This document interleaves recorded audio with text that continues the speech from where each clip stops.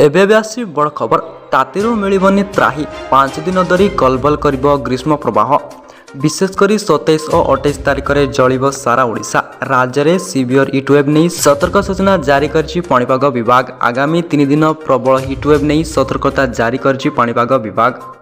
26 तारिख में हिटवेव नहीं 23 जिला को ऑरेंज वार्निंग एवं 4 जिला को येलो वार्निंग जारी करा जायछि। पुरी कोरापुट नवरंगपुर जिला को छाड़ी बाकी सबु जिला सतर्कता जारी करिछि पाणीपाग विभाग। सेपरि 27 एवं 28 तारिख में प्रबल हिटवेव संभावना रही। 29 जिला ऑरेंज वार्निंग जारी करा जायछि।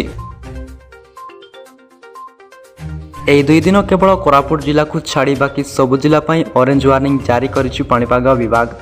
अनेक स्थान में दिन तापमात्रा 4 ରୁ 6 डिग्री जाए बढ़िबा संभावना रही। राज्य में विभिन्न स्थान में तापमात्रा 45 डिग्री अतिक्रम करिबो बोली पूर्वानुमान करा जायछि। तो सेति पय आपण माने अलर्ट रहंतु।